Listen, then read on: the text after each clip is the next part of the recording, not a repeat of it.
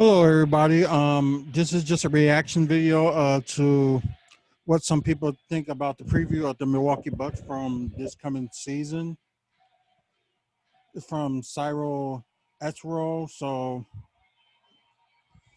And it's just been put up like earlier today. So, just watching it now, just see what his take on what the we what to expect from the Bucks this season, and probably gonna have a prediction video and stuff like that too. So, I'll probably be talking out of it because I'm watching NXT at the same time and doing the another live video on the watch along takeover. So trying to do both. So I'm trying to just do both right quickly before I can do some other things. So I just got a little time. So here we go.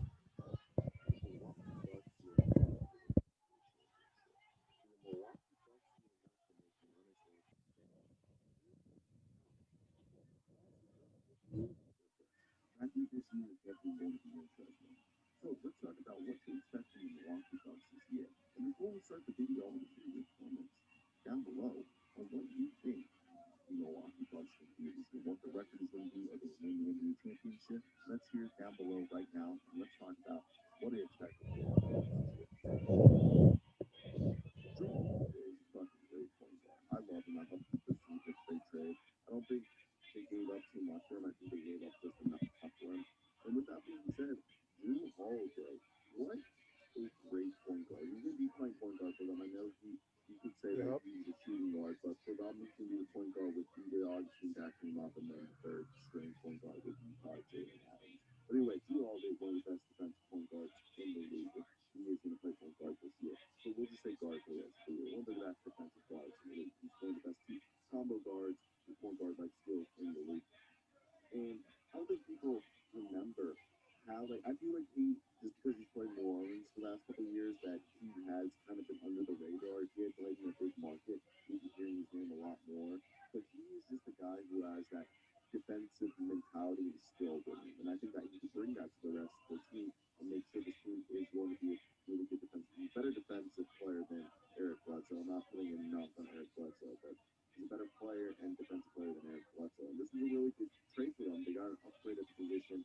They're going to get a guy who can guard the opposing team's best guard. He can make them struggle, make them take bad shots. And he really has the capability to change things with his defense. Is it Budenholzer or Budenholzer? I think I've heard both on broadcast. It really just depends on who's calling it. Usually Reggie Miller screws me up and just calls every name wrong. So I'm sorry if I heard the Reggie Miller name and called it right. Anyway, I'm going to just call him Coach Mike. Coach Mike is just one of those guys who I think he's one of the best regular season head coaches in the league. One of the best. We saw what he did in Atlanta. You've seen what he's done here. Phenomenal head coach in the regular season. And what happens is in the playoffs, what I think happens is I don't think Mike is one of the best X's and O's guys. You know, you got your Nick Nurses, your Popovich's, your Brad Stevens. I just struggled with the names right there.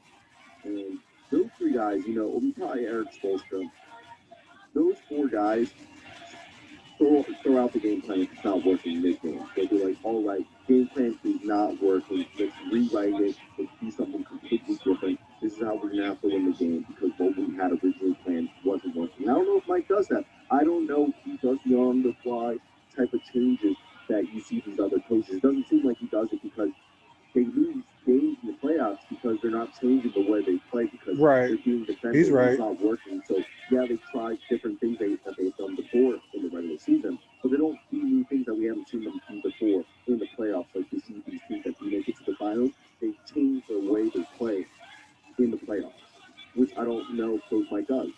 Won't you stay with me? That terrible singing was like, you know, that Stay With Me song. Either way, we're going to stay with the Bucks. I have no idea.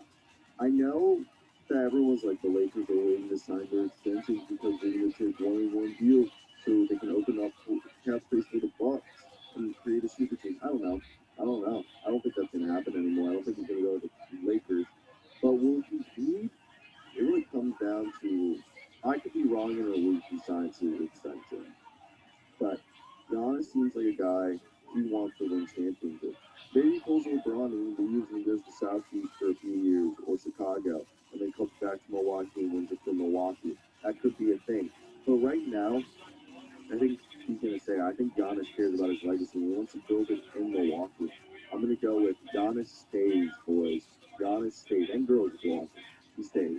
Is Chris Middleton good enough to be Giannis' second star? Yeah, he averaged 20 points last year and he has really good PR. And yeah, I think so. But is it enough? Is Chris Middleton enough of a second scorer? Is he good enough to be the team's second player, second best player? Is that what Chris Middleton is? Yeah, he shot 40% from three, but then in the postseason, in the 10 games, he shot 35% from three, 39% from the floor. Okay, and he still averaged 20 points, and he was dishing out more assists, and he was playing better defense. But in crucial times, I don't know if Chris Middleton has the clutch gene that you need in the playoffs from like one of your second best player, from your second best scorer. You need another guy who can also be clutch, making those shots. You need your sidekick. You need your Robin to your Batman. Okay, Batman is Giannis. Is Chris Middleton Robin? Is Chris Middleton good enough to be Robin? And I don't think he is. Like, I like the guy. I think he's a great player. I think he can be a third guy. I don't know if he should be your second. Is Dante DiVincenzo your sixth man this year? Yeah. Like, that's my question. Dante DiVincenzo. Six man, right? I have to assume that's what y'all are doing with him, is that he's going to play some six-man type role. He played 23 minutes a game last year and had 9 points and had about a 14 PR, which I think is great. And I think he's more of a shooting guard, defensive-minded shooting guard, with the fact that he did average 1.3 steals. I really think he should be your sixth man. I can see him getting 14 points a game.